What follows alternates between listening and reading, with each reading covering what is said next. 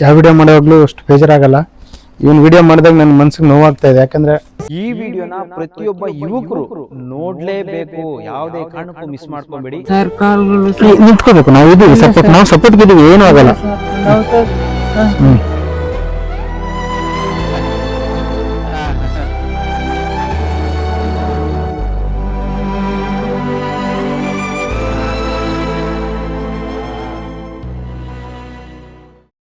ಎಷ್ಟು ವರ್ಷ ತಮ್ಗೆ? 24 ವರ್ಷ. ಬರೋಬ್ಬರಿ 10 ದಿನಗಳಿಂದ ಹಾಸ್ಪಿಟಲ್ ಆವರಣದಲ್ಲಿ ಸಾವು ಬದುಕಿನ ಮಧ್ಯೆ ನರಳಾಡ್ತಿದ್ರು ಕೂಡ ಯಾರು ಬಂದು ಆತನಿಗೆ ಸಹಾಯ ಮಾಡೋದಕ್ಕೆ ಮುಂದಾಗಿಲ್ಲ. ಈ ವಿಡಿಯೋನ ಪ್ರತಿಯೊಬ್ಬ ಯುವಕರು ನೋಡ್ಲೇಬೇಕು, ಯಾವುದೇ ಕಾರಣಕ್ಕೂ ಮಿಸ್ ಮಾಡ್ಕೊಬೇಡಿ. ಹೆಸರೇನಪ್ಪ ತಮ್ದು? Sir Pavan sir. ಪವನ್, ಯಾವ ಊರು? ಹೊಸೂರು ಸರ್. ಹೊಸೂರು. ಏನಾಗಿದೆಯಪ್ಪ ನಿಮ್ಗೆ? Sugar sir. ಶುಗರು?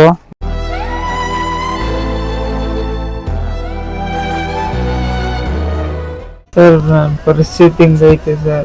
ಯಾರಾದರೂ ಒಂದೊಂದೊಂದು ರೂಪಾಯಿ ಟ್ರೀಟ್ಮೆಂಟ್ ಕೊಟ್ರೆ ಅವರಿಂದ ನಾನು ಚೆನ್ನಾಗಿ ಆಗ್ತೀನಿ ಸರ್. ನಾನು ನನ್ನ ಮನಸ್ಪೂರ್ವಕವಾಗಿ ಯಾವಾಗಲೂ ಒಬ್ಬರಿಗೆ ಒಳ್ಳೆಯದನ್ನೇ ಬಯಸುತ್ತೆ.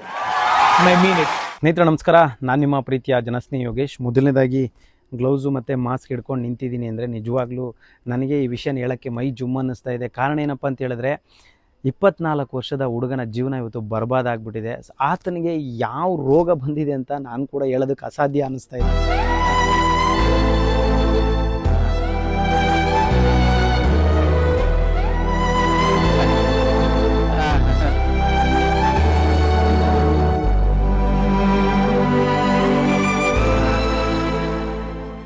ಬರೋಬ್ಬರಿ 10 ದಿನಗಳಿಂದ ಹಾಸ್ಪಿಟಲ್ ಆವರಣದಲ್ಲಿ ಸಾವು ಬದುಕಿನ ಮಧ್ಯೆ ನರಳಾಡ್ತಿದ್ರು ಕೂಡ ಯಾರೂ ಬಂದು ಆತನಿಗೆ ಸಹಾಯ ಮಾಡೋದಕ್ಕೆ ಮುಂದಾಗಿಲ್ಲ. ಯಾಕೆ ಏನು ಅಂತ ನನಗೂ ಕೂಡ ಗೊತ್ತಾಗ್ತಾ ಇಲ್ಲ. ಒಂದು ಮಾತು ನಾನು ಹೇಳೋಕ್ಕೆ ಇಷ್ಟಪಡಬಲ್ಲೆ, ಏನಪ್ಪ ಅಂತ ಹೇಳಿದ್ರೆ, ಸತ್ತ ಮೇಲೆ ಅವ್ರ ಎದೆ ಮೇಲೆ ಪಿಂಡ ಇಡೋದ್ರ ಬದಲು ಬದುಕಿದ್ದಾಗ ಸಾವು ಬದುಕಿನ ಮಧ್ಯೆ ಹೋರಾಡತಕ್ಕಂಥ ವ್ಯಕ್ತಿಗಳಿಗೆ ಬಾಯಿಗೆ ನೀರು ಬಿಡೋದು ಶ್ರೇಷ್ಠ ಅಂತ ನನಗನ್ನಿಸುತ್ತೆ. ತಮಗೇನು ಅನಿಸುತ್ತೋ ನನಗೆ ಗೊತ್ತಿಲ್ಲ, ನಿಮಗೇನು ಅನಿಸುತ್ತೋ ಅದ್ರ ಬಗ್ಗೆ ನೀವೇ ಕಮೆಂಟ್ ಮುಖಾಂತರ ತಿಳಿಸಿ. ಜೊತೆಗೆ ಈ ವಿಡಿಯೋನ ಪ್ರತಿಯೊಬ್ಬ ಯುವಕರು ನೋಡಲೇಬೇಕು, ಯಾವುದೇ ಕಾರಣಕ್ಕೂ ಮಿಸ್ ಮಾಡ್ಕೊಬೇಡಿ. ಬರೋಬ್ಬರಿ 10 ದಿನಗಳ ಕಾಲ ಸಾವು ಬದುಕಿನ ಮಧ್ಯೆ ಹೋರಾಡ್ತಿರ್ತಕ್ಕಂಥ ವ್ಯಕ್ತಿಯ ಮನಸ್ಸಲ್ಲಿ ಏನಿತ್ತು ಗೊತ್ತಾ? ಕೊನೆಯದಾಗಿ ನನ್ನನ್ನು ಯಮನಾದರೂ ಬಂದು ಕರ್ಕೊಂಡೋಗ್ಲಿ ಅಥವಾ ದೇವರಾದರೂ ಬಂದು ರಕ್ಷಣೆ ಮಾಡಲಿ ಅಂತ. ಆದರೆ ಕೊನೆಯದಾಗಿ ಏನೋ ಒಂದು ಪವಾಡ ನಡೀತು. ಏನಪ್ಪ ಅಂತ ಹೇಳಿದ್ರೆ, ಕೊನೆಯದಾಗಿ ದೇವ್ರು ಬಂದು ಒಂದು ರಕ್ಷಣೆ ಮಾಡಿದ್ದಾರೆ. ಆ ದೇವ್ರು ಯಾರು, ಯಾಕೆ ಇಲ್ಲಿ ಕರ್ಕೊಂಬಂದರು, ಎಲ್ಲಿಂದ ಕರ್ಕೊಂಬಂದರು, ಏನಾಗಿದೆ ಎಲ್ಲವನ್ನ ಈ ವಿಡಿಯೋದಲ್ಲೇ ತಿಳಿಸ್ಕೊಡ್ತೀನಿ.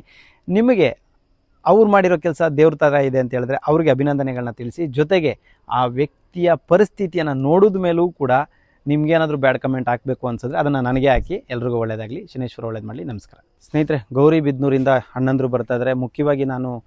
ಮುಖ್ಯವಾಗಿ ಇವ್ರುಗಳಿಗೆ ಧನ್ಯವಾದ ತಿಳಿಸ್ಲೇಬೇಕು. ಯಾಕೆ ಅಂತ ಹೇಳಿದ್ರೆ, ಈ ವ್ಯಕ್ತಿ ಬಂದ್ಬಿಟ್ಟು ಗಾರೆ ಕೆಲಸ ಮಾಡ್ತಾರೆ ಮತ್ತು ಇವರು ಅಷ್ಟೇ ಗಾರೆ ಕೆಲಸ ಮಾಡ್ತಾರೆ. ಸೊ ನಿಜವಾಗ್ಲೂ ಇವ್ರು ಮಾಡಿರೋ ಕೆಲಸ ಇವತ್ತು ಆ ಹುಡುಗನ ಪಾಲಿಗೆ ದೇವ್ರ ಥರ ಇವರೇ ಇರ್ಬೋದು. ಯಾಕೆ ಅಂತ ಹೇಳಿದ್ರೆ, ಬಹುಶಃ ಇವರೇನಾದರೂ ಇವತ್ತು ಕರ್ಕೊಂಡು ಬರದೇ ಹೋಗಿದ್ರೆ ಇನ್ನೆಷ್ಟು ದಿನಗಳಲ್ಲಿ ಆತ ಜೀವ ಭೂಮಿ ಬಿಟ್ಟು ಹೋಗ್ತಾ ಇತ್ತೋ, ಯಮ ಬಂದು ಕರ್ಕೊಂಡು ಹೋಗ್ತಾ ಇದ್ನೋ ನನಗಂತೂ ಗೊತ್ತಿಲ್ಲ. ಆದರೆ ಯಾಕೆ ಆತನ ಪರಿಸ್ಥಿತಿ ಹಿಂಗಾಗಿದೆ ನನಗಂತೂ ಗೊತ್ತಿಲ್ಲ. ಅದಾದಮೇಲೆ ನಮ್ಮ ಶ್ರೀನಿವಾಸ್ ಸರ್ ಅವರ ಸಹಕಾರ, ಸಪೋರ್ಟು ಇವತ್ತು ಜನಸ್ನೇಹಿ ಆಶ್ರಮಕ್ಕೆ ಬರಬೇಕಾಯಿತು. ಸೊ ತೋರಿಸ್ತೀನಿ ಏನು ಎತ್ತ ಹೇಗೆ ಏನು ವಿಚಾರ ಎಲ್ಲವನ್ನು ಈ ವಿಡಿಯೋದಲ್ಲಿ ತೋರಿಸ್ತೀನಿ. ಸೊ ಬನ್ನಿ. ಹಾಗೆ ನಮ್ಮ ಕ್ಯಾಬ್ ಚಾಲಕರು ಪಾಪ ಅವರು ಕೂಡ ಸಪೋರ್ಟ್ ಮಾಡಿದ್ದಾರೆ. ಈಗ ನಾನು ತೋರಿಸೋದು ಹೊರಟಿರೋವಂಥ ವಿಚಾರ ಏನಪ್ಪ ಅಂತ ಹೇಳಿದ್ರೆ, ಈ ಹುಡುಗನಿಗೆ ಕೇವಲ ಎಷ್ಟು ವರ್ಷ ಇರ್ಬೋದಣ್ಣ? ಜೋರಾಗೆ ಮಾತಾಡಿ. 24 ವರ್ಷ. 24 ವರ್ಷ ಈತ ಈಗ ಹಾಸ್ಪಿಟಲ್ ಆವರಣದಲ್ಲಿ ಎಷ್ಟು ದಿನಗಳಿಂದ ಸಾವು ಬದುಕಿನ ಮಧ್ಯೆ ಹೋರಾಟ ನಡೆಸ್ತಾ ಇದ್ರಣ್ಣ? ಸರ್ ನಾನ್ ನೋಡ್ದಂಗೆ ಒಂದ್ ವಾರ 10 ದಿನದಿಂದ ಓಡಾಡ್ತಾ ನಾನು ಪೇಷಂಟ್ ಗೆ ಅಡಿಗೆ ಮಾಡ್ತೀನಿ ಗೌರ್ಮೆಂಟ್ ಹಾಸ್ಪಿಟಲ್ ಅಲ್ಲಿ. ಒಂದ್ ವಾರ 10 ದಿನದಿಂದ ನೋಡ್ತಾ ಇದ್ದೀನಿ. ಯಾರು ವಾರಸ್ದಾರ ಇಲ್ಲ. ನಾನ್ ಇದ್ಕೊಂಡು ನಮ್ ಭಾವನಿಗೆ ಹೇಳ್ದೆ, ಬಾವ ಈ ತರ ಪಾಪ ಯಾರೋ ಒಬ್ಬ ಅಪ್ಪ ಇದ್ದಾನೆ, ಅಪ್ಪನಿಗೆ ಏನಿದಾರೆ ಏನು ಅಂತ ಒಂದು ಗೊತ್ತಿಲ್ಲ ಅಂತ ಹೇಳಿ ನಾನು ಹೇಳ್ದೆ. ನಮ್ ಭಾವ ಯೂಟ್ಯೂಬ್ ಅಲ್ಲಿ ನಿಮ್ ನಂಬರ್ ಇದ್ ಮಾಡಿ ನಿಮ್ಗೆ ಫೋನ್ ಮಾಡಿ ಸರ್. ಓಕೆ. ಒಂದು ಪೇಷಂಟ್ನ ಪರಿಸ್ಥಿತಿ ನೋಡಿದ್ರೆ ತುಂಬಾ ಅವ್ರ ಪೇರೆಂಟ್ಸು ಯಾರು ಇಲ್ಲ, ಅಪ್ಪ ಅಮ್ಮ ಯಾರು ಇಲ್ವಂತೆ. ನೋಡಿದ್ರೆ ಬದುಕ್ತಾನೆ ಇಲ್ವೋ ಅನ್ನೋದು ಅಂತ ಇದು ಕೂಡ ಇದೆ. ಆಕ್ಚುಲಿ ಅಲ್ಲಿ ಮೂಳೆ ಬಿಟ್ರೆ ಬೇರೆ ಏನಿಲ್ಲ, ಏನಿಲ್ಲ. ಒಂದು ಮಾತಾಡ್ತಾನೆ, ಅಷ್ಟು ಮಾತಾಡೋದು ಕೂಡ ತುಂಬಾ ಒಂದು ಮಾತೊಂದು ಬಿಟ್ರೆ ಇನ್ನೇನಿಲ್ಲ. ನಿಜವಾಗ್ಲೂ ಇದು ಬಹಳ ಸಾವು ಬದುಕಿನ ಒಂದು ಹೋರಾಟ ಅಂತಾನೆ ಹೇಳ್ಬೋದು. ನಾನು ಇವಾಗ ತೋರ್ಸೋದಕ್ಕೆ ಏನಕ್ಕೆ ಇಷ್ಟಪಡ್ತೀನಿ ಅಂದ್ರೆ, ಇದನ್ನ ಈ ವಿಡಿಯೋ ಹಾಕ್ಬಿಟ್ಟು ಪ್ರಮೋಷನ್, ಲೈಕ್ಸು, ವ್ಯೂಸು, ಕಮೆಂಟ್ಸು ಅದೆಲ್ಲ ನಮ್ಗೇನು ಅವಶ್ಯಕತೆ ಇಲ್ಲ. ನಿಮಗೆ ಗೊತ್ತಿರೋ ಒಂದು 10 ಜನ ಫ್ರೆಂಡ್ಸ್ಗೆ, ನಿಮಗೆ ಗೊತ್ತಿರುವಂತ ಒಂದು 10 ಜನ ಸ್ನೇಹಿತರುಗಳಿಗೆ ಈ ವಿಡಿಯೋ ಶೇರ್ ಮಾಡಿ ಅವರ ಜೀವನದ ಮೌಲ್ಯಗಳು ಅರ್ಥ ಆಗಲಿ ಅಷ್ಟೇ. ಬೇರೆ ನೀವು ಮತ್ತೆ ಕಮೆಂಟ್ಸ್ ಏನ್ ಹಾಕಕ್ ಹೋಗ್ಬೇಡಿ, ನನ್ಗೇನು ಅದರಿಂದ ಏನ್ ಲಾಭ ಇಲ್ಲ. ಈ ವಿಡಿಯೋ ನಾವು 4 ಜನಕ್ಕೆ ಶೇರ್ ಮಾಡಿದ್ರೆ ಅವ್ರಿಗೆ ಗೊತ್ತಾಗುತ್ತೆ ನಮ್ ಜೀವನ ಏನು ಅಂತ ಅಲ್ವಾ ಸರ್ ನಾನು ಹೇಳೋದು. ಸೊ ನಾನಿವಾಗ ಈ ಮಾಸ್ಕ್ ಹಾಕೊಂಡ್ಲೇಬೇಕು. ಕಾರಣ ಏನಂತ ಹೇಳಿದ್ರೆ ಯಾಕೆ ಹಾಕೋಬೇಕು ಅಂತ ಹೇಳಿದ್ರೆ ಒಂದಷ್ಟು ಜನ ಪ್ರಶ್ನೆ ಕೇಳ್ತಾರೆ, ಸರ್ ಸೇವೆ ಮಾಡ್ತಾ ಇದೀರಾ, ಈ ಗ್ಲೌಸು ಮಾಸ್ಕ್ ಎಲ್ಲ ಹಾಕೊಂಡ್ ಮಾಡೋದೇನಕ್ಕೆ, ಅದೇನು ಅವಶ್ಯಕತೆ ಇದೆಯಾ, ಹಂಗೆ ಮಾಡ್ಬೋದಲ್ಲ ಅಂತ. ಅಕಸ್ಮಾತ್ ನಾನು ಹೋಗ್ಬಿಟ್ರೆ ನನ್ನ ಕುಟುಂಬಕ್ಕೆ ಯಾರು ಸರ್? ಅವರು ಬಾರಿ ಅವರ ಒಂದು ಇದರಲ್ಲಿ ಏನಿದೆ ಗೊತ್ತಿಲ್ಲವಲ್ಲ, ಏನು ಪೇಷಂಟ್ ಕತೆ ಏನು ಅಂತ ನಮ್ಗೆ ಗೊತ್ತಿಲ್ಲ. ಹಾಸ್ಪಿಟಲ್ ಓನ್ಲಿ ಶುಗರ್ ಅಂತ ಹೇಳಿದ್ರೆ ಇನ್ನೂ ಬೇರೆ ಬೇರೆ ಇರ್ಬೋದು. ಈ ಪೇಷಂಟ್ ನೋಡಿದ್ರೆ ಇನ್ನೂ ಬೇರೆ ಬೇರೆ ಇರ್ಬೋದಲ್ವಾ? ಅದಕ್ಕೆ ನಮ್ಮ ಜಾಗೃತಿ ನಾವು ನೋಡಿ. ಈ ವ್ಯಕ್ತಿ ಹೆಸರೇನಪ್ಪ ತಮ್ದು? Sir Pavan sir. ಪವನ್. ಯಾವ ಊರು? ಹೊಸೂರು ಸರ್. ಹೊಸೂರು. ಏನಾಗಿದೆಯಪ್ಪ ನಿಮ್ಗೆ?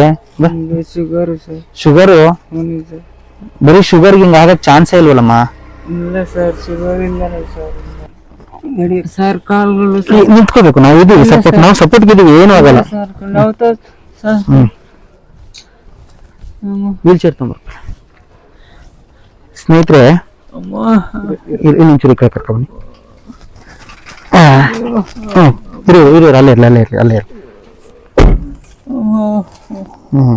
ಇದು ಪವನ್ ಪರಿಸ್ಥಿತಿ. ಪವನ್ ಬರಕ್ಕಾಗತ್ತ ಮುಂದೆ? ಟ್ರೈ ಮಾಡಿ ನೋಡೋಣ, ಯಾಕಾಗಲ್ಲ? ಆಗಲ್ಲ ಅಂದಿದ್ ಯಾವ್ದು ಇಲ್ಲ ಈ ಭೂಮಿ ಮೇಲೆ. ಬನ್ನಿ ಹಂಗೆ ಜಾಣ, ಬನ್ನಿ ಹಂಗೆ ಬನ್ನಿ ನೋಡೋಣ. ನೋಡ್ತೀನಿ ಅಷ್ಟೇ, ಸುಮ್ಮನೆ ಸ್ಪಂದನೆ ಬಾಡಿಯಲ್ಲಿ ಯಾವ ರೀತಿ ಇದೆ ಅಂತ ಅಷ್ಟೇ, ಬೇರೆ ಏನಿಲ್ಲ. ನಿಮ್ಗೆ ನಾವು ಯಾವ ರೀತಿ ಸಹಾಯ ಮಾಡ್ಬೋದು, ಯಾವ ತರ ಟ್ರೀಟ್ಮೆಂಟ್ ಮಾಡ್ಬೋದು, ನಮಗೊಂದು ಐಡಿಯಾ ಬರುತ್ತೆ. ಬರಕ್ಕಾಗಲ್ಲ. ಎಷ್ಟು ವರ್ಷ ತಮ್ಗೆ? 24 ವರ್ಷ. ಏನ್ ಕೆಲಸ ಮಾಡ್ತಾ ಇದ್ರಿ? ನಾನು ಫಸ್ಟ್ ಸಿಮೆಂಟ್ ಕೆಲಸ ಮಾಡ್ತಾ ಇದ್ದೆ ಸರ್, ಬೆಲ್ದರ್ ಕೆಲಸ. ಹೌದಾ? ಓಕೆ, ಸಿಮೆಂಟ್ ಕೆಲಸ ಮಾಡ್ತಾ ಇದ್ರಾ? ಏನಕ್ಕೆ ಈ ತರ ಪ್ರಾಬ್ಲಮ್ ಆಯ್ತು ನಿಮ್ಗೆ? ಹಿಂಗೆ ಸರ್, ಅವಾಗ ಡ್ರಿಂಕ್ಸ್ ಮಾಡ್ತಾ ಇದ್ದೆ. ವಿಷಯ ಇಲ್ಲಿದೆ, ಡ್ರಿಂಕ್ಸ್ ಮಾಡ್ತಾ ಇದ್ರಿ. 24 ವರ್ಷ ನಿಮ್ಗೆ ಇವಾಗ. ಅಯ್ಯಪ್ಪ, ಎಷ್ಟನೇ ವಯಸ್ಸು ಕಲ್ತ್ರಿ ನೀವು ಡ್ರಿಂಕ್ಸ್ ಮಾಡಕ್ಕೆ? ನಾನು ಒಂದು 2 ವರ್ಷ ಮಾಡಿದ್ದೀನಿ. ಅಲ್ಲ, ನೀವ್ ಎಷ್ಟು ವಯಸ್ಸಿರ್ಬೇಕಾದ್ರೆ ಕಲ್ತ್ರಿ ಡ್ರಿಂಕ್ಸು? ನಾನು 19 ವರ್ಷ ಇರುವಾಗ ಕಲ್ತ್ರಿ. ಆಮೇಲೆ ಬೇರೆ ಬೇರೆ ಏನೇನು ಅಭ್ಯಾಸ ಇತ್ತು? ಇನ್ನೇನು ಇರ್ಲಿಲ್ಲ ಸರ್. 21 ವರ್ಷ ಕುಡ್ದಿದ್ರ ಚೆನ್ನಾಗಿ? ಫ್ರೆಂಡ್ ಜೊತೆ ಹೋಗಿ. ಅಲ್ಲ, ಇವಾಗ ನಿಮ್ ಫ್ರೆಂಡ್ಸ್ ಎಲ್ಲ ಇದಾರ ತುಂಬಾ ಜನ? ಇಲ್ಲ ಸರ್. ಅಲ್ಲ, ಮುಂಚೆ ಇದ್ರಲ್ಲ ಫ್ರೆಂಡ್ಸು? ಅವ್ರು ಇಲ್ಲ ಸರ್, ಅವರು 3 ಇದ್ರು ಸರ್. 2 ಸತ್ತ ಹೋಗಿದ್ರು. ಅಲ್ಲ, ಅವ್ರ ಹತ್ರ ಹೆಲ್ಪ್ ತಗೋಬೋದಿತ್ತಲ್ಲ, ಫ್ರೆಂಡ್ಸ್ ಹತ್ರ. ನಿಮ್ ಜೊತೆ ಕುಡಿಯಕ್ಕೆಲ್ಲ ಬರ್ತಿದ್ರಲ್ಲ ಅವ್ರ ಹತ್ರ? ಇಲ್ಲ ಸರ್, ನೋಡಕ್ ಬುದ್ಧಿ ಬರ್ಲಿಲ್ಲ. ನೋಡಕ್ಕೂ ಬರ್ಲಿಲ್ವಾ? ಮತ್ತೆ ಕುಡಿಯುವಾಗೆಲ್ಲ ಜೊತೆಲಿ ಇರ್ತಾ ಇದ್ರಿ ಅಲ್ವಾ? ಅವಾಗ ಬಿಟ್ಟು ಬಿಟ್ಬಿಟ್ರು ಸರ್. ಈಗ ನೋಡೋರು ಯಾರು ಇಲ್ಲ? ಯಾರು ಇಲ್ಲ ಸರ್.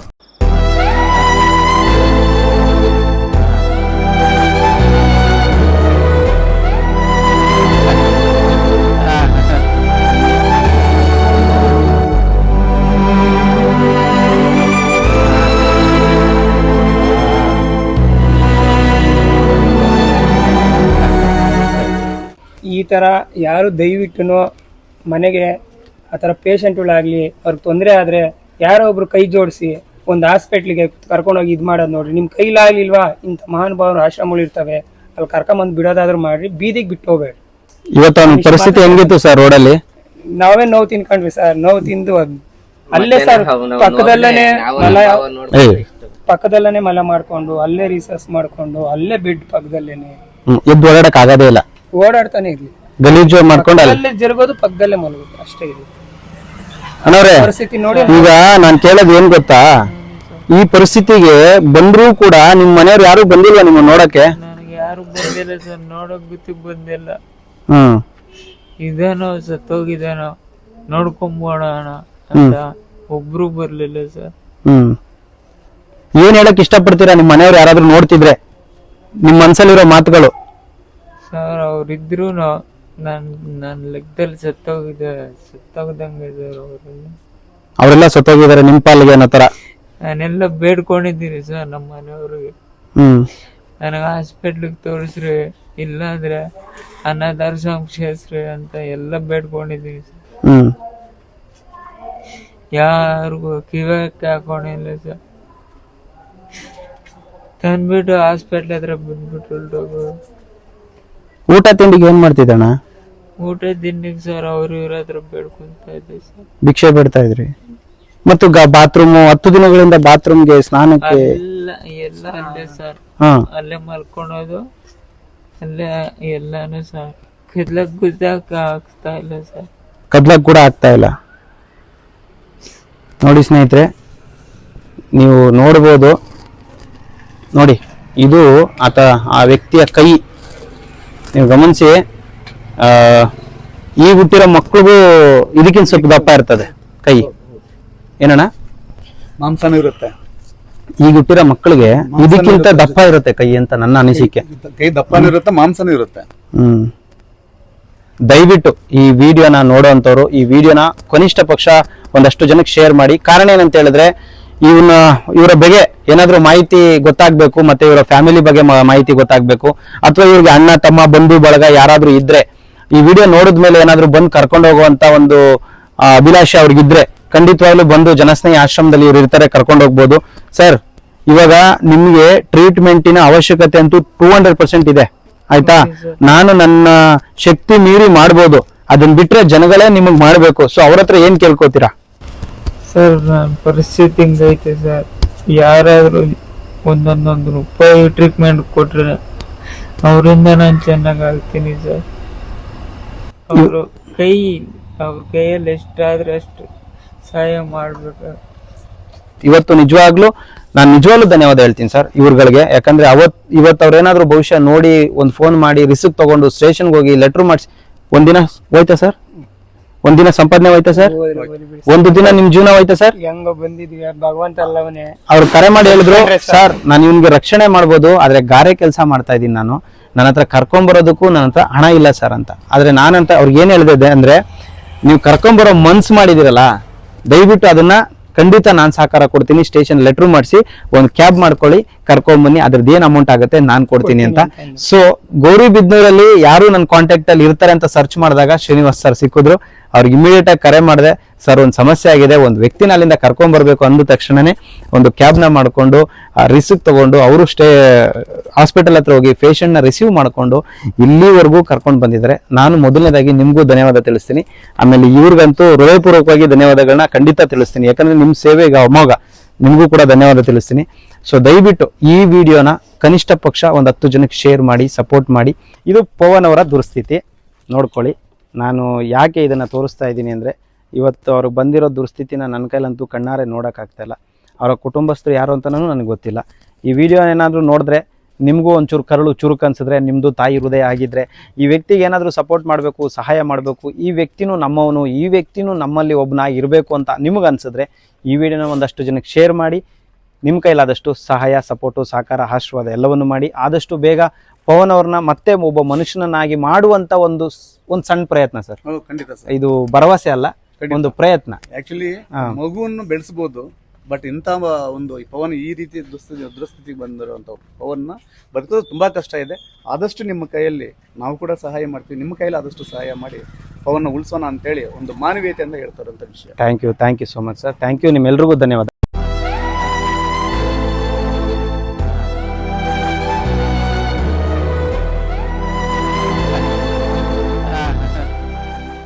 ಊಟ ಮಾಡ್ತೀರಾ?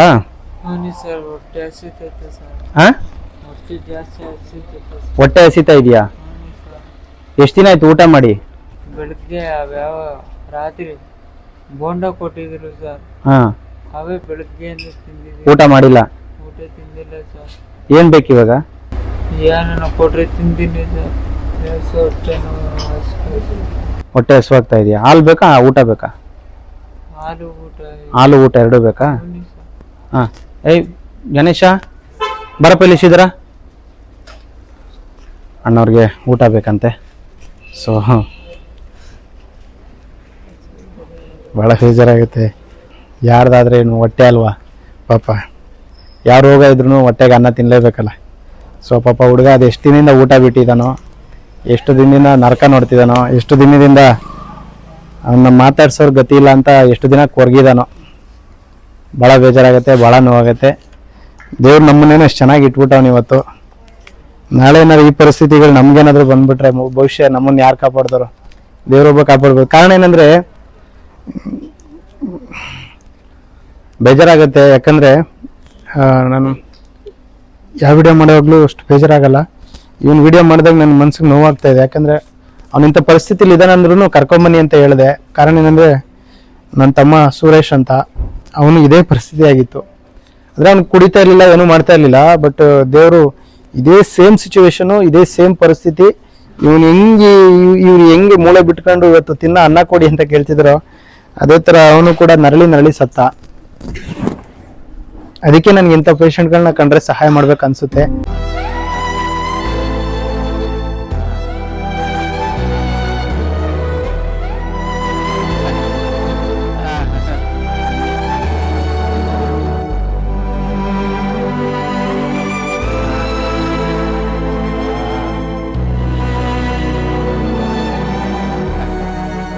ನಿಮ್ಮ ಕೈಲಾದ ಸಹಾಯವನ್ನು ನಮಸ್ಕಾರ.